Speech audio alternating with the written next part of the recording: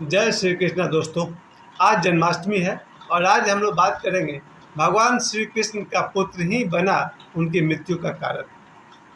सबसे पहले तो मैं सुबह सुबह मैंने कुछ लोगों से पूछा, भगवान श्री कृष्ण के एक पुत्र का नाम बताइए, और आप विश्वास कीजिए मैंने दो लोगों से पूछा और दोनों ही नहीं बता पाए।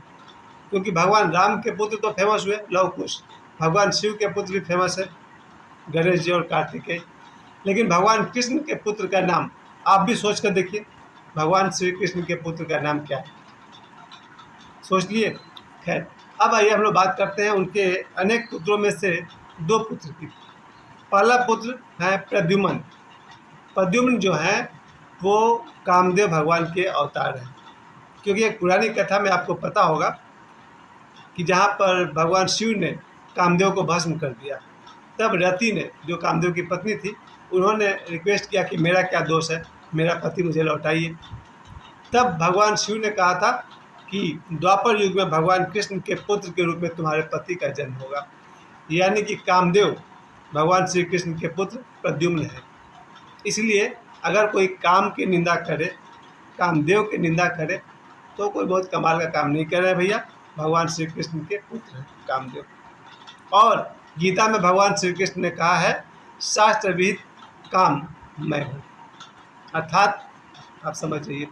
तो आज हम लोग बात करने वाले हैं भगवान श्री कृष्ण के एक पुत्र सांब ही बने भगवान श्री कृष्ण के मृत्यु का कारण। एक मैंने बस बात की प्रद्युम्न की, जो बहुत बड़े योद्धा, बहुत ही सुंदर, और उसी तरह से जो भगवान श्री कृष्ण के एक और पुत्र हैं सांब, जो माता जामवंती के पुत्र हैं। माता जामवंती और भगवान श्री कृष्ण से उनका जन्म हुआ है, जबकि प्रद्युम्न का जन्म हो रहा है भगवान श्री कृष्ण और माता रुक्मिणी के तरफ से। ये जो सांब हुए हैं भगवान श्री कृष्ण और माता जामवंती से, उन्हीं सांब के कारण भगवान श्री कृष्ण की मृत्यु हुई। आइए इस कथा को थोड़ा सा शॉर्ट में सुनते हैं। ये बात है जब मैं क्लास 6 में पढ़ता था, 1983 की बात है। तब मेरे हाथ में एक अंक आया था कल्याण का। आप लोग कल्याण पत्रिका समझते होंगे, गीता प्रेस का है। गीता प्रेस का कल्याण, मेरे सामने बहुत सारे बुक रखे हुए हैं, यहाँ बड़े बड़े बुक रखे हुए हैं कल्याण का, गीता प्रेस का। उनमें से कल्याण का एक अंक था जिसमें ये कथा मैंने पढ़ी थी। आज मैंने उस कथा को दोबारा पढ़ा। तो पौराणिक कथा का बिल्कुल से एग्जैक्टली सेम होना ज़रूरी नहीं है। फिर भी देखिए कैसे भगवान श्री कृष्ण के पुत्र सांब बने भगवान श्री कृष्ण के मृत्यु का कारण। भगवान श्री कृष्ण को महाभारत के युद्ध के अंत में माता गांधारी ने श्राप दिया था कि तुम्हारा और तुम्हारे कुल का नाश होगा, और भगवान श्री कृष्ण ने उस श्राप को स्वीकार किया था। एक व्यथित माता अगर श्राप दे दे तो भगवान कृष्ण जैसा आदमी भी नहीं बच सकता है। इस बात पर मैं जोर देना चाहता हूँ कि भगवान श्री कृष्ण जैसा भगवान भी किसी दुखी माता के श्राप से नहीं बच सकते हैं। और इस बात में सच्चाई है। एक गरीब से गरीब आदमी, भिखारी भी अगर आपको श्राप दे दे, आप नहीं बच सकते उससे, क्योंकि वो श्राप देगा ही तब जब उसका दिल दुखाया होगा आपने। हम जब किसी भिखारी का दिल दुखाते हैं तो सोचते हैं कि हमारे ऐसा स्मार्ट कोई नहीं है। सर, आप कुछ नहीं है। अगर आपने भिखारी का दिल दुखाया है और भिखारी ने कुछ कह दिया, आपको फिर बचाना मुश्किल हो जाएगा। किसी गरीब, कमज़ोर, गुलाम, दीनहीन, आपके पास जितना वर्ड है सब यूज कर लीजिए, अगर आपने उसका दिल दुखाया, उसने दुखी मन से अगर श्राप दिया, आज 2024 में भी श्राप और आशीर्वाद अपने स्थान पर अटल है। और इसके विपरीत अगर आपने सड़क चलती किसी भिखारी, किसी बूढ़ी माँ की भी आपने अगर सेवा कर लिए और उन्होंने अगर आशीर्वाद दे दिया कि जा बेटा, तुमको कहीं भी अन्न धन नहीं घटेगा, तो फिर आपको कहीं भी अन्न धन की कमी नहीं होगी। मैं बिल्कुल अपने प्रैक्टिकल नॉलेज से कह रहा हूँ। 2024 में भी श्राप और आशीर्वाद अपना मायने रखते हैं। डिपेंड करता है कि आपने श्राप कमाया या आशीर्वाद। अब आइए शाम की कथा, जिसमें कि जब भगवान कृष्ण को श्राप दे दिया माता ने, तब तो भगवान श्री कृष्ण के पूरे वंश का नष्ट होना ही था। तो यदु वंश का अब समय आ गया, जहाँ एक बार सांब वहाँ से कुछ ऋषि पार कर थे। आज वाली कथा मैं पढ़ रहा था, विश्वामित्र और 2-3 ऋषि का नाम था, लेकिन जब मैंने कल्याण पढ़ी थी 1983 में, उसमें लिखा था कि दुर्वासा मुनि वहाँ से कहीं जा रहे थे, तो सांब और उनके मित्रों ने उनके साथ एक छोटा सा मजाक किया था। और मजाक ये है कि उनको सांब को स्त्री का रूप दे करके, साड़ी पहना करके, और दुर्वासा मुनि से पूछा था कि बाबा आप तो बहुत बड़े ज्ञानी हैं, त्रिलोकदर्शी हैं, त्रिकालदर्शी हैं, बताइए तो इस महिला से पुत्र होगा या पुत्री।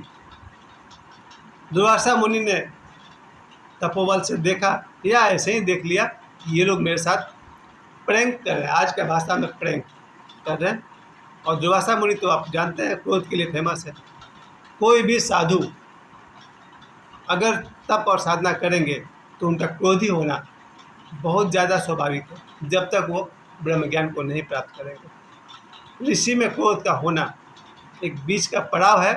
हर साधक में, हर तपस्वी में, हर मेडिटेटर में क्रोध बहुत ज़्यादा होता है, और वो क्रोध का सबसे बड़ा कारण होता है दमन, क्योंकि तपस्वी अपने मन को दबा कर जीता है, और संसारी को तो जहाँ गुस्सा आया वहाँ गुस्सा किया, जहाँ थूकना हुआ थूक दिया, प्रणाम करना है प्रणाम कर दिया। खैर, सांब जब दुर्वासा मुनि ने देखा कि ये बच्चे मेरे साथ मजाक कर रहे हैं, प्रैंक कर रहे हैं, तो उन्होंने गुस्से में श्राप दिया, इस स्त्री से जो कुछ भी होगा उससे तुम्हारे वंश का नाश होगा।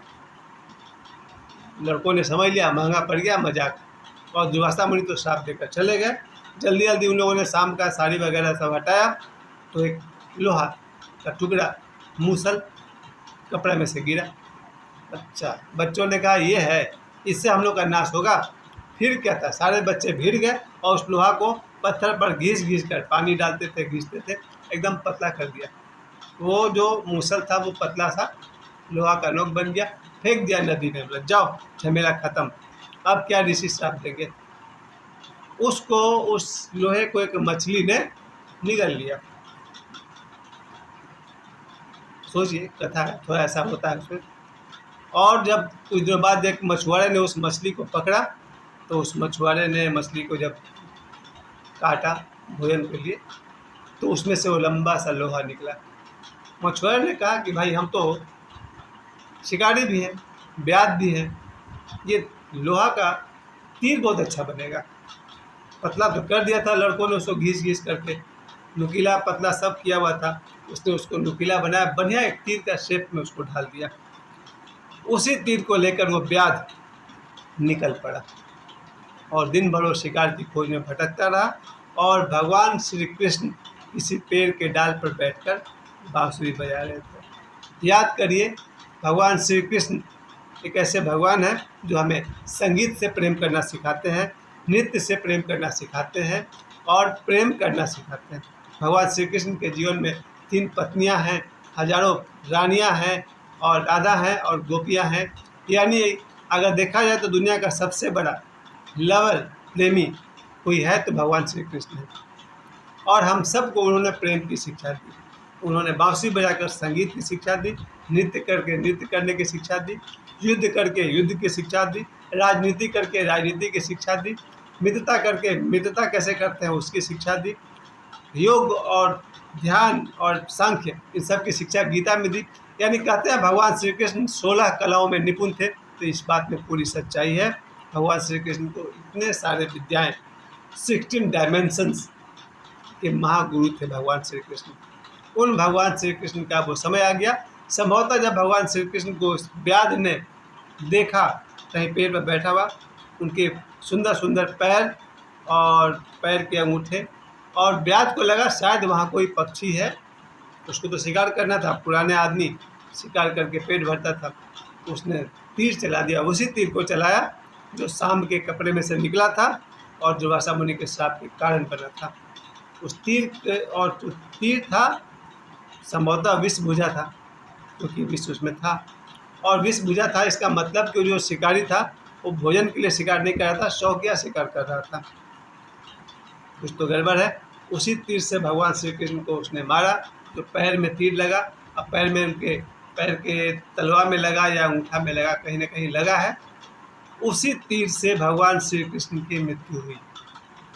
तो आज की कथा में हमने ये पढ़ा, ये सुना कि भगवान श्री कृष्ण का पुत्र ही बना उनकी मृत्यु का कारण।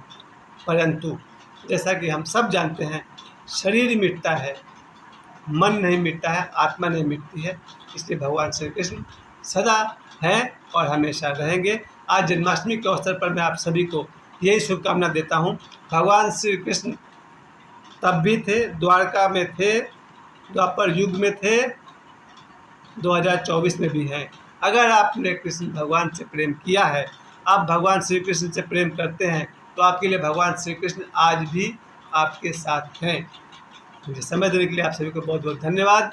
और जन्माष्टमी की आप सभी को एक बार फिर से हार्दिक शुभकामनाएं। अब इसे 2 घंटे बाद जन्माष्टमी होने वाला है, रात के 12 बजे के आसपास।